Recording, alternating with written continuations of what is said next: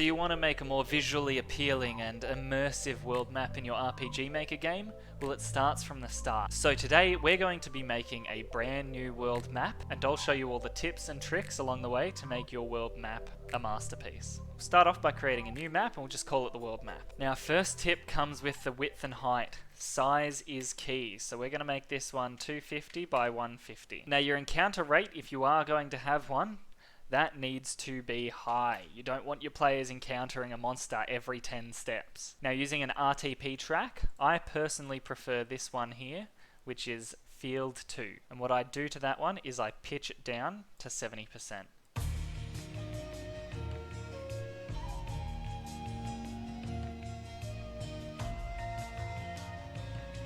Perfect. We also want to disable dashing, and then we're ready to go. So hit OK, it's going to generate this large empty space. So we want to scroll all the way out. You can do this by holding the control key and scrolling backwards and inwards and forwards and inwards and forwards. Or up in the taskbar, you can click the magnifying glass in and out. Now let's get to work on our continent design. If you've already got a design, that is great, follow that one. But for now, we're just going to make a coastline. And remember, size is key. So you want to make big, large, open spaces. One thing I like to do when I'm creating my world map is I try and keep in mind the tectonic shifts that would have happened over millions of years that have formed this little continent right here. That also helps me decide later on where I'm going to place my mountain ranges, which in turn affects where I place my rivers. There is a whole section of theory based on creating world maps in fantasy settings, and it would be way too much for just one video to cover. Alright, so there we have the grass outline of our world map. We're just going to fill that in with the fill tool. And we're going to go around it again just with the coastline tool. So I'll speed through that one. Now we're just going to fill that one in. And on the outside, we're going to fill in the ocean tile, as well as this little lake here. Now, remembering what I said before about mountain ranges, I was keeping in mind tectonics. So as you can see, it looks like this section over here came crashing into this part of the continent. So that's where we're going to make our mountain range, is along here. Now remember, size is key. I want big, long mountain ranges that are very wide. Fill them in. And we'll go around the map placing other long, big mountain ranges, which looks like the place that the tectonic plates collided.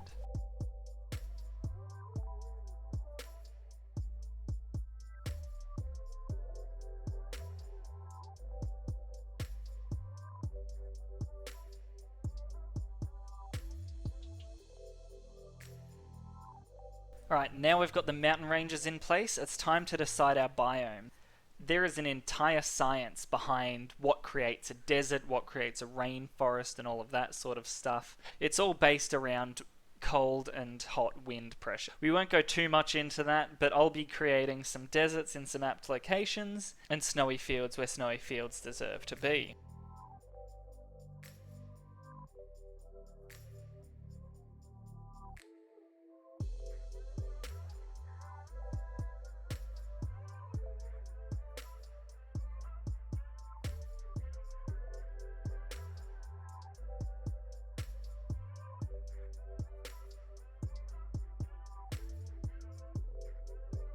Alright, so now we've got our different biomes set, we're just going to run some rivers. Now with your fantasy world, you can decide wherever you want your rivers to be, but usually rivers start from a mountain and they run to the ocean.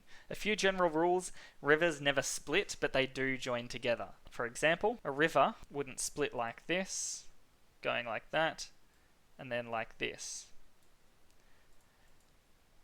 Rarely does that ever happen in nature. I think there's about 7 in the world. What does happen is that rivers join together. So we've got a river here. Another river will join into this, making it an even bigger river. And then another river can join into it and make an even bigger river. There is something else that happens where a river splits right before it enters the ocean, and that's because the ground and sea level are so close together that it forms a delta. And what that looks like, this. So you've got your river coming down, and then it creates a delta where, because the land is so flat, it doesn't follow the path of least resistance because there is no path of least resistance, it's all flat. And that's what's called a delta. Now I'm going to go around my map following the rules of rivers never splitting and always coming from mountains to the ocean. Or, like what I'll do over here, they'll come to a lake.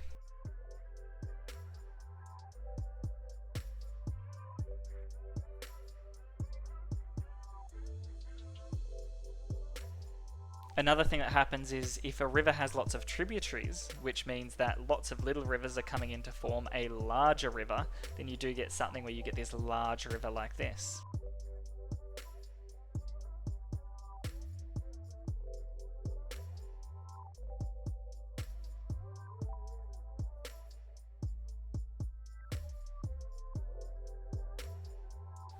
And the last important thing to note is that deserts will rarely have any rivers running through it. They're going to be a lot more scarce. They're still going to come from mountains, but there'll be a lot less of them because there's less rainfall.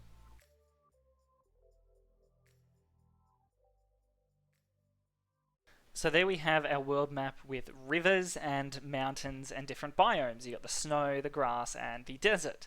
Now what we're going to do is we're going to focus on one area specifically, just to show you how to get the most out of your world map. Now in this little valley here, we're going to have a few things. Firstly, we're going to have the main character not starting in the middle of the water. Secondly, we're going to have a castle. Now it's good to place any sort of settlement along a line of water. You'll find that in most of the civilized world today, most settlements are developed around some source of water. So this lake would be the perfect location. Now when I create my castles like this, I don't like just having a castle, I like having the look of a town around it as well. So that's what we'll do, we'll pop some houses just behind it there.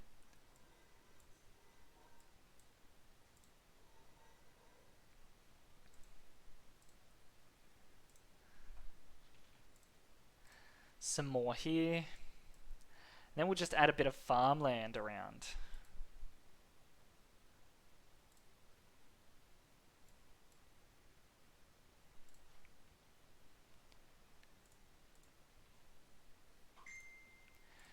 And this gives the impression that there are farmlands that are feeding into this big city here.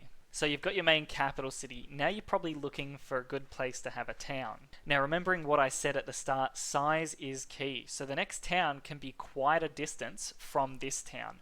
We want to give the players the feeling of scope and depth and just the vast expanse of this world that you've created and just how big it is. So we're going to place the next town just over here. And the reason we're going to do that is because we're also going to create a barrier for the player leaving this little valley here. And that barrier is going to be a forest. So real quickly, and again, size is key. We're just going to make a very large forest.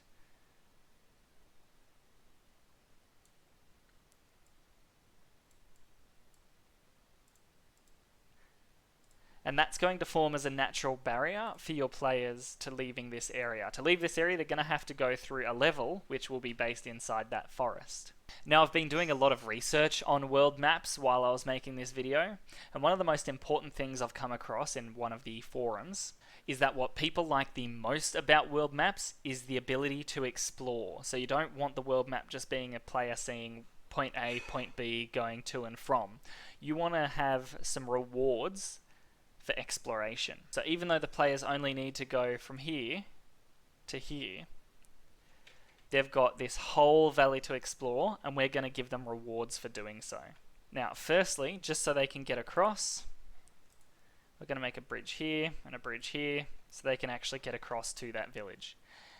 Now, we're going to create a small forest over here.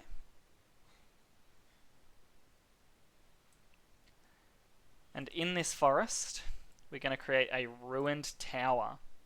If the players decide they want to go explore, they can come over here and explore this ruined tower. It gives them something extra, something optional to do. And it feels like the world map is more of a place of exploration, not something just to represent the grandeur of the world you've created. Another cool thing you can do is cut into the mountains like this.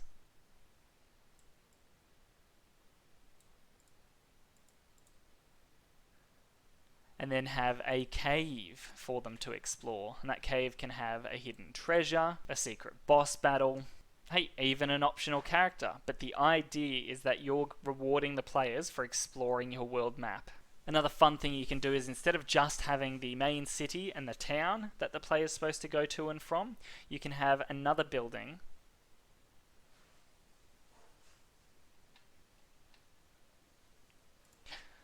just a solitary little farmstead that the players can come across. They might have some cool treasure, an interesting NPC, just something that the player feels rewarded for travelling.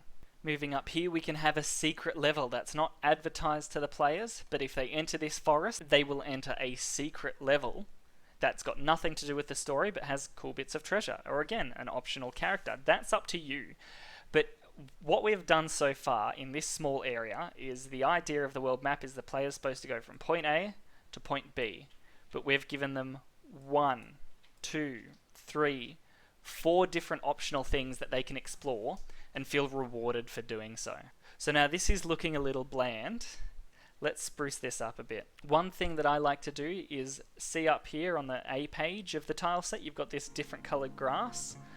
I like to just scatter this around a bit, just to break it up a bit and show variation. Another thing I like to do is grab this forest tile set again and just add small spots of trees. Nothing too big, just some small areas.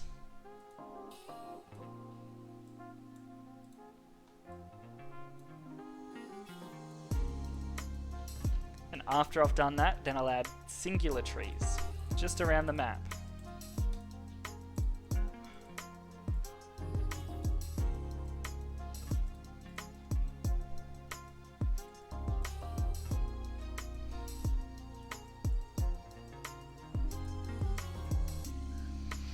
Now already, this is looking much better than it was before. Now finally, with these mountain ranges, something you can do is, under the B tab, you've got these large mountains.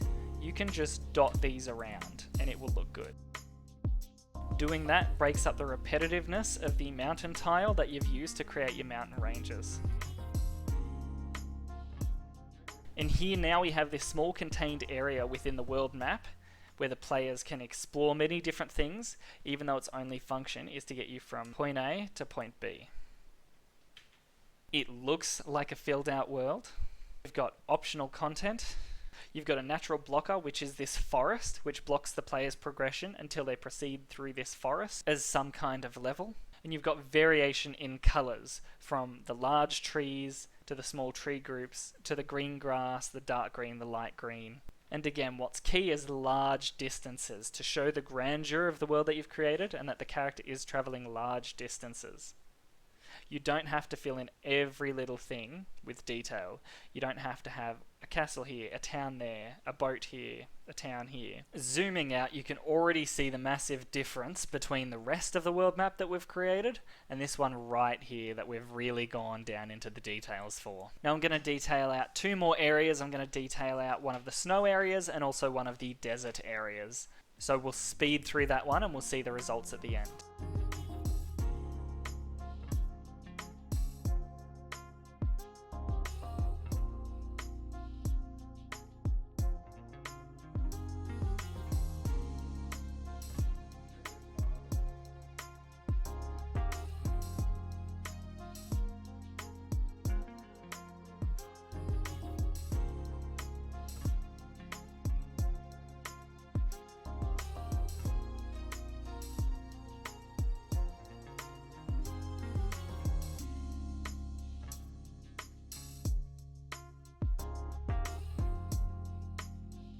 Okay, and here we have the desert that I've quickly mapped. You'll notice that it's a lot more sparse in its major details. Now I'm just going to quickly do one more up in this snow region up here, and I'll speed through that as well. But just real quickly, if you're enjoying this content, then please scroll down and hit the like button. It really helps out with the YouTube algorithm and getting my videos out to more people. And if you have any video suggestions or tutorials, tips and tricks that you want me to do a video on, then please comment down below. I read every comment. And let's get into this snowy area.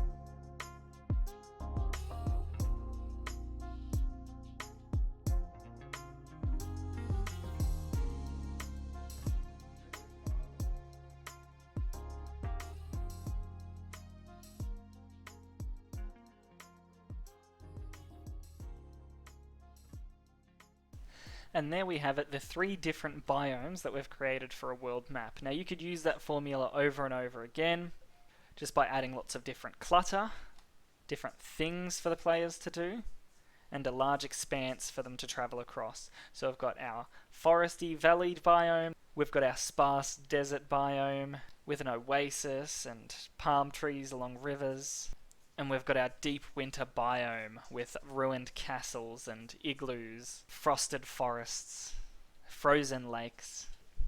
I hope by watching this video you guys have learned some tips and tricks on how you can make your world map look infinitely better. Now right quickly before we end the video, let's just hop into game and see what it looks like.